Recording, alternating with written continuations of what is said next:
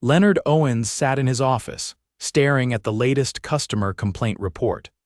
9 gas stations under his company's name, yet somehow customer satisfaction had been slipping. He had inherited the business from his father, who had spent decades building it from a single station into a thriving chain. But Leonard had grown distant from the day-to-day operations, trusting his managers to run things smoothly. Until now. One complaint stood out. A customer had been denied service because they tried to pay for gas with coins. The manager had allegedly humiliated them in front of other customers. Leonard frowned. That wasn't how his father had built this company. He had always believed in treating every customer with respect, no matter how they paid. Frustrated, Leonard decided he had to see it for himself. He couldn't just rely on reports anymore. He needed to get out there to see firsthand what was happening in his stores. The next morning, he transformed himself. A cheap flannel shirt, a worn-out baseball cap, and a fake beard covered his usually well-groomed face. He wasn't a recognizable figure to most employees. His face wasn't plastered across company memos, and he rarely visited individual locations. It was the perfect cover. He chose the gas station where the incident had occurred. Entering the store, he saw a tall man behind the counter, talking to a younger employee probably no older than 20 who looked nervous. The name tag on the young man's shirt read Illy.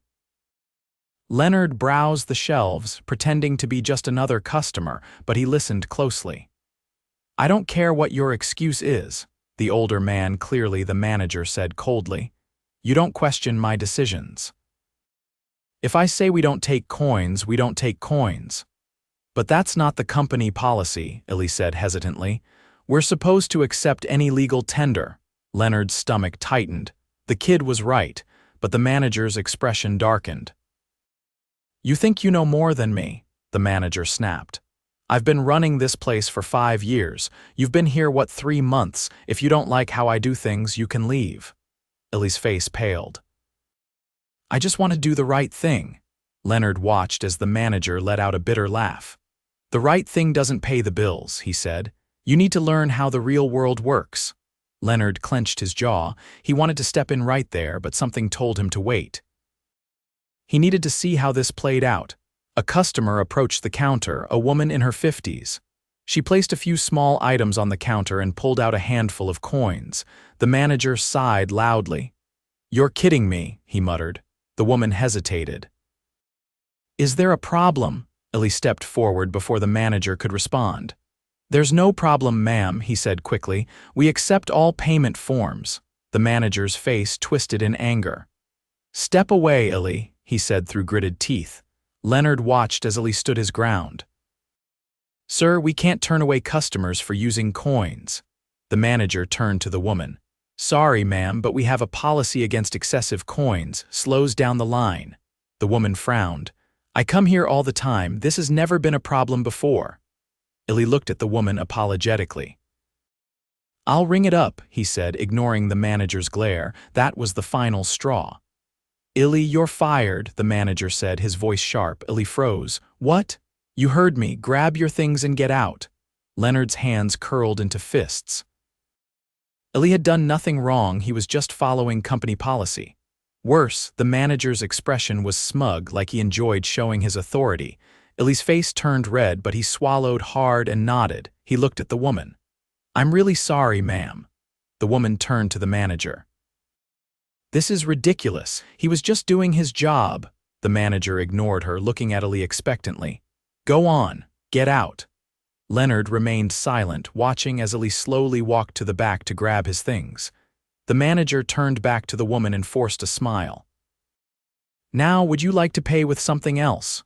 The woman gave him a disgusted look. "Forget it." She grabbed her coins and walked out. Leonard took a deep breath. He had seen enough. This wasn't just about a coin policy. This was about control, about a manager who thought he was above the rules. And Leonard wasn't about to let it slide.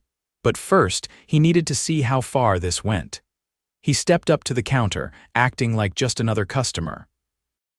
"Hey," he said casually, "I was wondering if you guys really don't take coins." The manager rolled his eyes. It's store policy. Leonard tilted his head. Even though the company says you should, the manager scoffed. The company doesn't run this store. I do.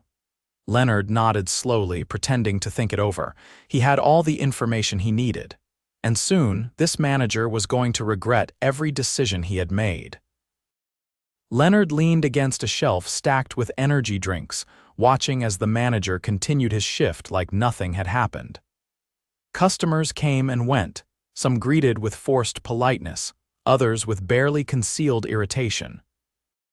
The store was clean enough, but there was a tension in the air. Employees moved stiffly, avoiding unnecessary interaction with the man in charge. Ali emerged from the back, a duffel bag slung over his shoulder. His expression was tight, his jaw set. He didn't look at the manager as he walked past. Leonard stepped forward, catching Ali's eye as he reached the door. "Hey," Leonard said in a low voice, "I saw what happened." Ali hesitated, glancing back to make sure the manager wasn't paying attention. "Yeah, well, nothing I can do about it now." Leonard nodded toward the parking lot. "Got a minute?" Ali studied him, wary, but after a beat, he pushed the door open and stepped outside. Leonard followed, the scent of gasoline and asphalt thick in the air. They stood near the side of the building, away from the entrance. Ali shoved his hands in his jacket pockets.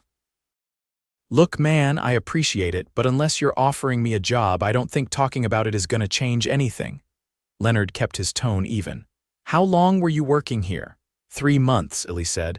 "Not long, but long enough to know this place is a mess." Leonard nodded. "That manager, has he always been like that?" Ali let out a dry laugh. "Worse when the cameras aren't rolling. He cuts corners on everything. He makes cashiers pay out of pocket if the register's short.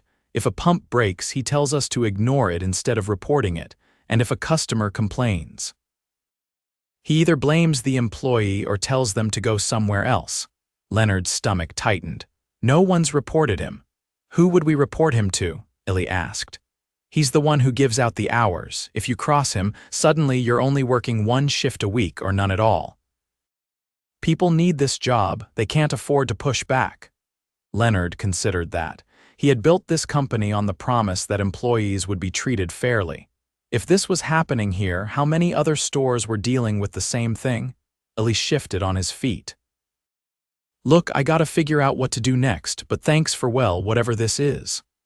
"Where were you before this?" Leonard asked. Illy hesitated. "Community college, had to drop out when money got tight." Leonard filed that away. "You were trying to do the right thing back there." "That's not easy when the person in charge is against you," Illy exhaled sharply. "Yeah, well, it didn't exactly work out for me." Leonard pulled a card from his wallet and handed it over. "Call this number tomorrow." Illy turned it over in his hands, frowning. "What is this?" "A way to make this right," Leonard said simply. Illy studied him for a long moment, then gave a small nod. Without another word, he tucked the card in his pocket and walked off. Leonard watched him go, then turned back to the store. It was time to push further. He stepped inside and approached the counter. The manager barely looked at him. "Need something?" Leonard set a bottle of water down. "Just this." The manager scanned it lazily. Leonard tapped on the counter. "So you really don't take coins?" The manager sighed. "Look, man, I don't make the rules." Leonard raised an eyebrow. "Didn't you just say you do?" The manager's expression darkened. "You asking a lot of questions for someone buying a water." Leonard gave a casual shrug. "I just think it's bad business to turn people away over change." The manager exhaled sharply. "You got a problem with how I run things, go somewhere else." Leonard held his gaze for a beat, then nodded slowly. "Maybe I will." He grabbed the water and walked out, already making plans for the next step. Tomorrow, this store was going to look very different. Leonard arrived at the gas station early the next morning, this time without the disguise. He wore a crisp button-down shirt, dark slacks, and the quiet authority of a man who had built something worth protecting. No longer playing the role of an observer, he stepped through the door with purpose. The morning shift had just started. A cashier, a woman in her late 40s, looked up from the register, clearly recognizing that he wasn't a regular customer. A few shelves away, a stalker paused mid-task, watching him cautiously. Then the manager emerged from the back. His initial reaction was neutral, but as he took in Leonard's presence, something in his posture shifted. He wasn't sure who Leonard was yet, but he sensed that this was no ordinary visit. Leonard walked straight to the counter. "I'd like to speak with the manager," he said. The man didn't hesitate. "That'd be me. What can I do for you?" Leonard met his gaze. "We need to talk. Now." The manager's confidence wavered. He glanced at the employees, then gestured toward the back office. "Let's step inside." Leonard followed him into the small, cluttered space. A desk covered in loose papers and an outdated computer sat against the wall. A filing cabinet leaned slightly to one side, its top drawer half open. The door clicked shut behind them. The manager took a seat, motioning for Leonard to do the same. Leonard remained standing. "Do you know who I am?" Leonard asked. The manager's eyes flickered with uncertainty. "I assume you're someone important." Leonard nodded. "Leonard Owens, I own this company." The color drained slightly from the manager's face. His fingers twitched as he straightened in his chair. Leonard cut him off. "Yesterday, I watched you fire an employee for following company policy. I watched you turn away a paying customer based on nothing but your own preference. And I listened as you made it clear that you consider yourself above the rules that govern this business." The manager's mouth opened, then closed. He regrouped quickly. "Look, Mr. Owens, I think there's been a misunderstanding. That employee, he was insubordinate. He questioned my authority in front of a customer. That's not acceptable." Leonard didn't blink. "He was right, you were wrong, and you fired him for it." The manager's jaw tightened. "I run this store the way I see fit. I've been here for years." "I know what works." Leonard's voice remained steady. "And what works, according to you, is ignoring company policies, mistreating employees, and turning away customers." The manager let out a short breath. "I do what I have to do to keep things running smoothly." Leonard leaned slightly forward. "This store isn't running smoothly. I've spoken to employees here. I know you've forced cashiers to cover shortages out of their own pockets. I know you've discouraged reporting equipment failures.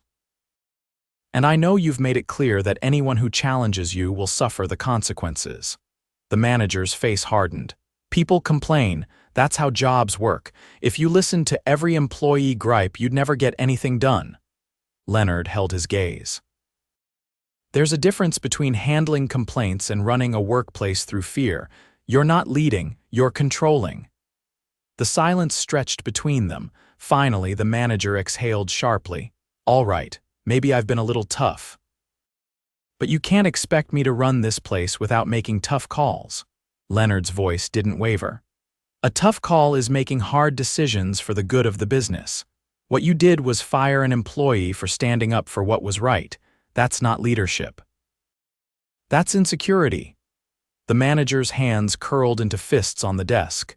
"So what happens now?" Leonard straightened. "You're done here, effective immediately." The manager scoffed, but there was an edge of panic behind it. "You can't just fire me without warning." Leonard's expression didn't change. "You had your warning the moment you decided you were above company policy. Your choices led to this." The manager glanced around the office, scrambling for leverage. "You'll have a hard time replacing me." "I know this store inside and out." Leonard's response was immediate. "Good employees aren't hard to find, especially when they don't have to work under someone like you."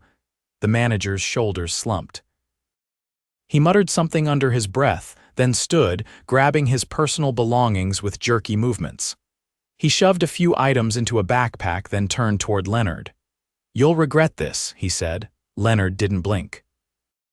"No, I won't." The manager pushed past him, out the door and through the store. Employees watched as he stalked to the exit, yanking it open and stepping outside without another word. The tension in the store eased immediately.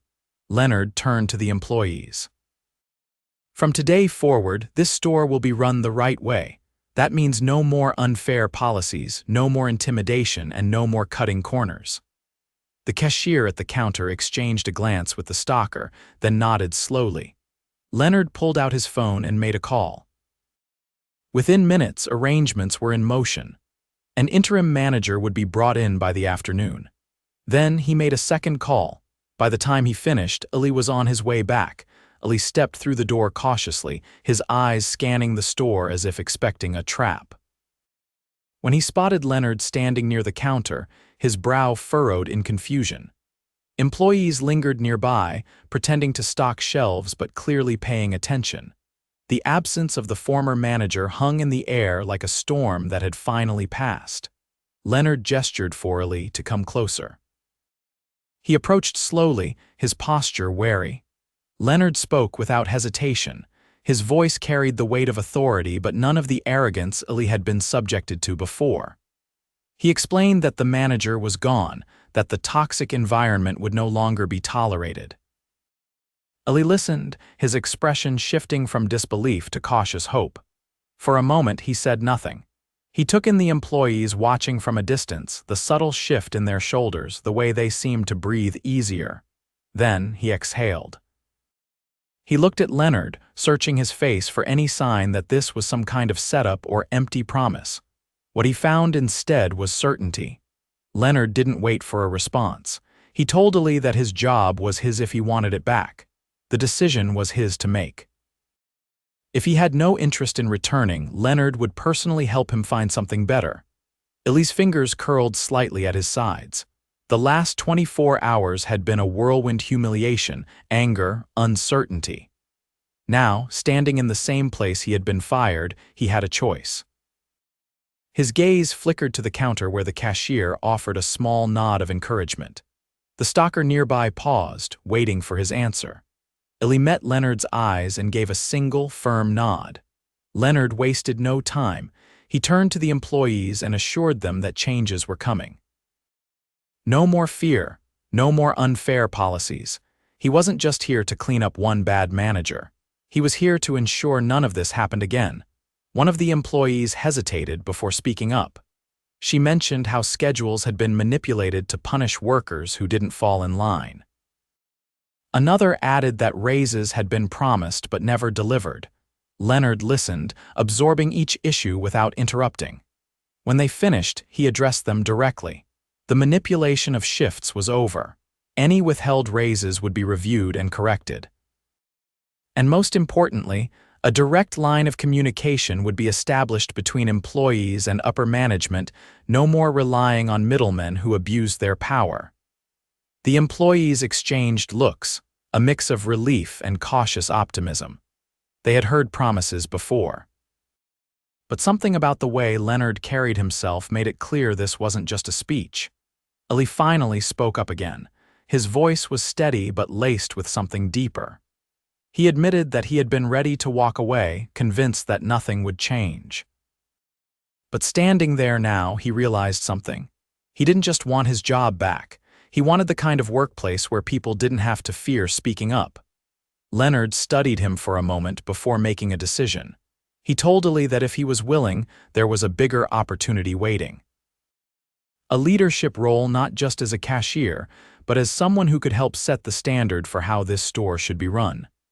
Ali's breath hitched slightly. He hadn't expected that. Leonard wasn't offering him a title for the sake of it.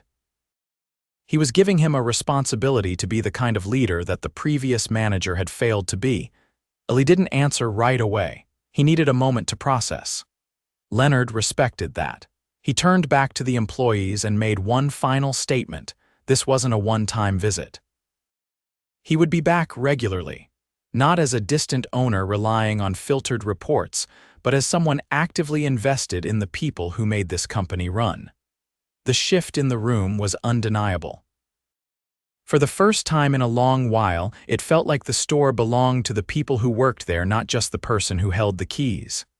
As Leonard turned to leave, Ali called out. He was in, not just as an employee, but as someone who was ready to make sure things never went back to the way they were. Leonard left the store with a new sense of purpose. The problems he had uncovered here weren't isolated. If one manager had been allowed to operate unchecked for years, how many others were doing the same? He returned to his office, bypassing the usual morning routine. His assistant barely had time to greet him before he was already on the phone with regional supervisors, setting up meetings for the following week. While waiting for responses, he reviewed past employee complaints. There were patterns he hadn't noticed before, buried in reports that had been sanitized before reaching his desk. Complaints about unfair scheduling, sudden terminations, and inconsistent policies all pointed to a deeper issue. Leonard called his head of operations. The man answered quickly, his voice sharp with curiosity. They had spoken just days ago, but now Leonard's tone carried an urgency that had been missing before. Leonard asked how often district managers physically visited their stores. The answer was vague, filled with corporate jargon about efficiency and delegation. That wasn't what he wanted to hear. He pressed harder, seeking specifics. The response was telling. Store visits were sporadic, reliant on reports from the managers themselves. There was no real oversight, no unannounced inspections. That explained everything. Leonard ended the call with a single directive: changes were coming. By the time he returned to the gas station later that afternoon, the interim manager had arrived. The atmosphere had already shifted. Employees moved with less tension, no longer glancing over their shoulders. Ellie stood behind the counter, assisting a customer. His posture was different now, less guarded, more sure of himself. Leonard waited until the store was quiet before approaching. Ellie noticed him right away. Leonard asked how things had been going.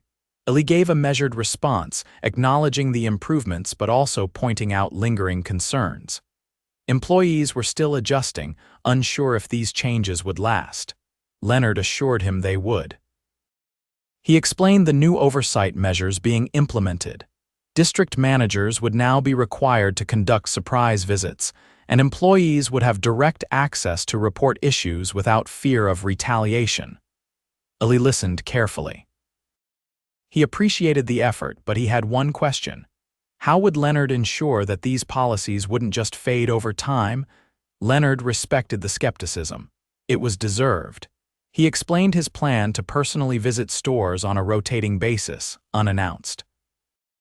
No advance warnings, no carefully curated visits. He would see the reality of operations firsthand, just as he had here.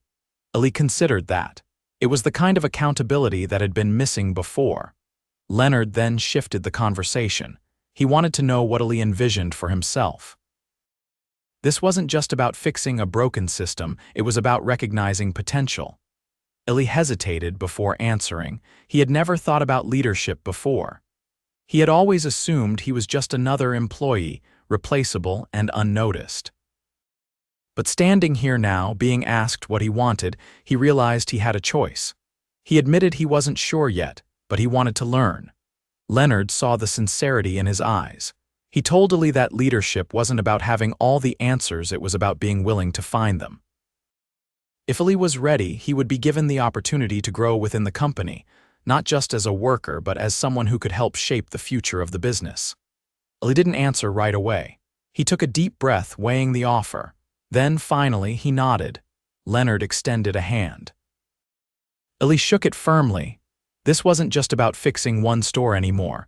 It was about setting a new standard, one that would last.